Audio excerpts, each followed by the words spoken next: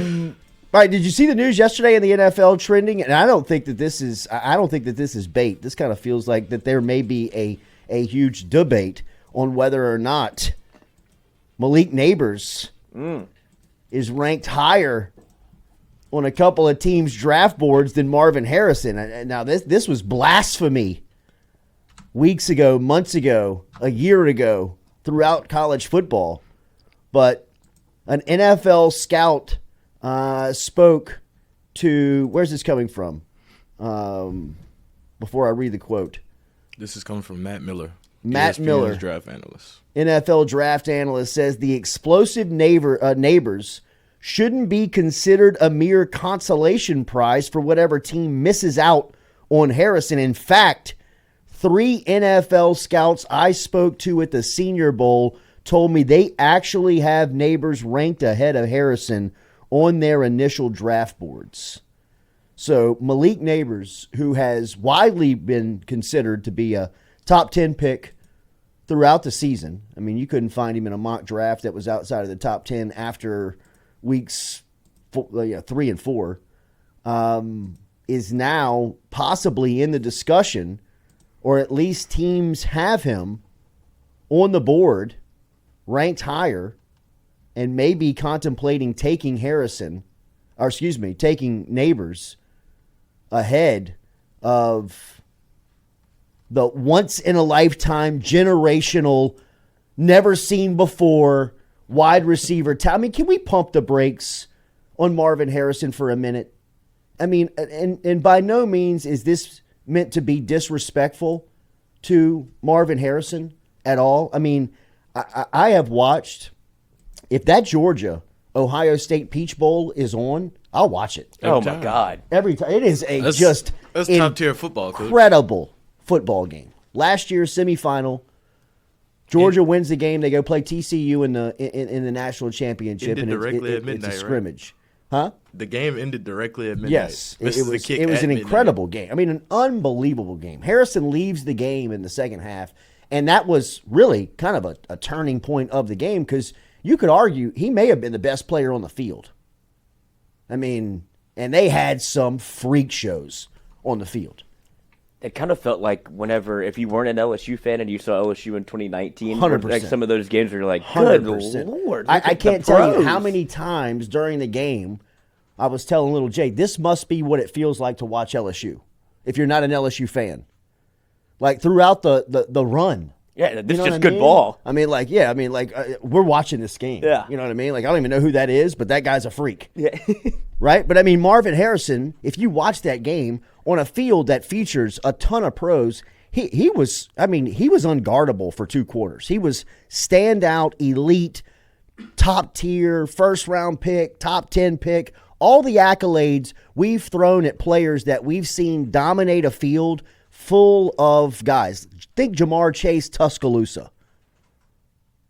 Right? I mean, and that's also kind of where it brings me to this intersection of, I think we're all qualified in this market.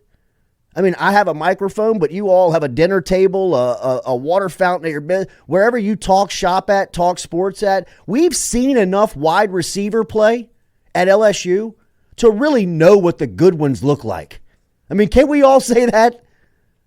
I mean, for at least the last 10 years, LSU's pumped out the top tier NFL wide receivers in the league. Undebatable. You can't argue that, right? I mean, whether it's Jefferson, Chase, Beckham, Landry, I mean, we can keep doing this. So, I mean, again, ton of respect for Marvin Harrison, and he's going to be a top 5 pick.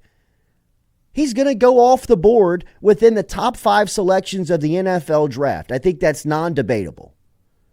But all of this once in a lifetime, once in a generation, never seen a player like him. Oh, yeah?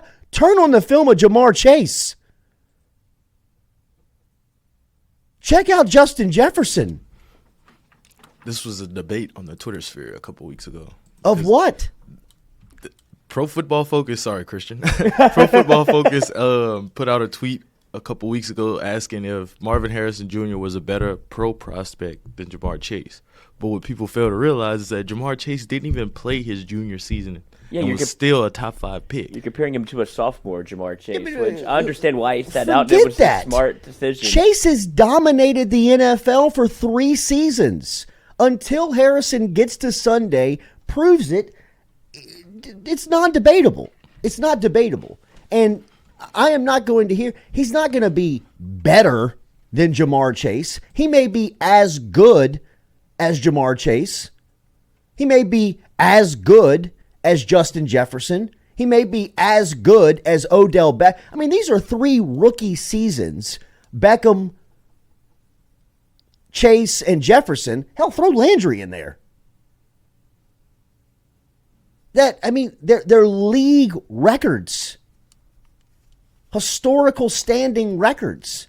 I know Puka Nacua set records to that he broke Justin Jefferson's. And I think that's part of the debate, right? Is because of how much offenses have changed. Like, that's where you can take a wide receiver top 5, and where it used to be like, I don't know how much productivity you'll get out of him depending on what kind of offense you run. Now everybody has a spot for where the position has become like such an easy way to get into. Like, if you're as talented as Marvin Harrison Jr. is, or if you get into the right scheme and the right fit, it's plug and play, and you don't miss a beat. It looks like you did in college. I mean, you saw it with Jamar, and I think he had the benefit of being able to work with Burrow, right? Like, sure.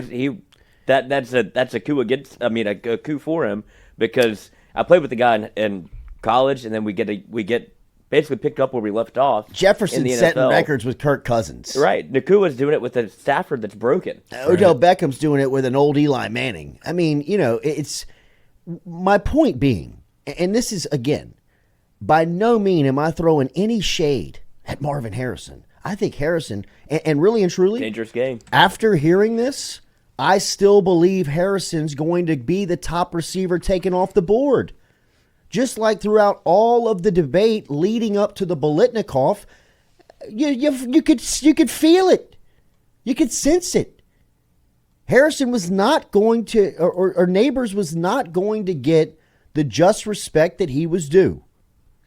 He was better in yardage. He had more touchdowns. He played big in big games. And this is, again, not throwing anything at Harrison. When you just looked at it side by side, Nabers had a better season. I still believe Harrison's going to go top in the draft, but whoever gets Nabers, whoever Nabers falls to after teams before Nabers goes selects Harrison, I'd imagine Harrison's going to be a top 3 pick. Matt Miller. They have him 5. Yeah, Matt Miller has 5. Marvin, that's a long time for Harrison to be on the board. Matt Miller has Marvin Harrison at 4 and Malik Nabers at 5. Yeah, they're probably going to, and that regardless of what two teams take them, they're going to go back to back. It's 1 and 1A. Right. Yeah. If I recall correctly, I believe it was Julio Jones, Patrick Peterson, AJ Green went 1, 2, 5, 3. 6, 7, 4, 5, 6 in their draft. And you rewind the tape. I mean, I believe Cam Newton went 1 in that draft. Is that 20? Yeah, that's 2011. So it went Cam Newton, Von Miller, Marcel Darius, AJ Green, Patrick Peterson, Julio Jones. Wow. I mean, You couldn't get you. You can't take be Jones, wrong. I'll take Peterson. What a draft. You get Green. Yeah, cool. Right? I mean, like, sweet. Oh, good. You take Harrison, I'll take Nabers. All right. Cool. But it does feel like you would be more, just in terms of public perception, if you took Nabers over Harrison, people would go, oh. Yeah. Just from the national landscape. I agree. From LSU's perspective and seeing what we saw with Malik Nabers, I don't think people would, down here be like, dude, you got a good one. But it feels like with everything that, you talk about that Peach Bowl, and it's hard not to. They were up by, 30? They were up 9 points whenever Marvin Harrison went down. Ohio State was winning that game and kind of starting to run away with it. He was the one that was really kind of separating them. Even on that hit, that's about to be a touchdown. They go up. They only get a field goal, but they were going to go. They add 4 more to the board. He had 5 catches for 105 yards and 2 touchdowns. I'm telling you. And that's against 2 top, Georgia's corners ain't no slouch. No, it Like, was. No, that was the Natty. Yeah, but that's two cats that's going like first, second, third round in the draft. And that's with Caleb Stroud, who played absolutely lights out. And now that's why you see all of this pressure with Ryan Day, because look how close he's been every time. And you had Caleb Stroud and Buying Marvin everybody. Harrison Jr. We'll take him. Yeah. We'll take Come him. on over, I wouldn't be surprised if Bussy ends up at Ohio State at this point. They'd have to wait a year. I mean, they have been Gotta on get a in the run. portal. They've been on the run with some defensive backs for sure. they're rolling they got right downs. now, man. But I mean, Saying their like roster. high school wise, like they've been busting good. them out. That's when LSU they go to Ohio State and they wait a year. Then LSU has what? They've picked 3 from Ohio State the last 3 years DBs. that haven't played. JK. But I think JK. JK, I think JK's about to play. Seven Banks had played like one down and he gets injured, and then you just don't get to see him again. But that's where LSU was kind of. You continue to look at the cornerback room. You could put all the dots together as to why it looked the way it did in 2023, where it was just you forget about not having Seven Banks or J.K. Johnson, or then you can even get into the Deuce Chestnut and Denver Harris. It's like they swung and missed basically 4 times. Nabers and Harrison are going to get their just respect, and both of them, I believe, are going to be top 5 picks. You just can't ignore it, and I think, really it's coming down to 1 and 1A. You get Nabers, I get Harrison, you take this guy, I take that guy. I mean, you're not really getting that different of a player prospect game changer in both of them. The one that's going to be a steal is Thomas, right? Brian Thomas. They have him going to the Bengals. Oh, Coach, don't do that to me. Coach, I'm looking at it right here. do Matt that Miller to has me. him projected Where are the Bengals selecting? 18. Okay, can It he stay makes on the sense. board? That's a Yeah. long time.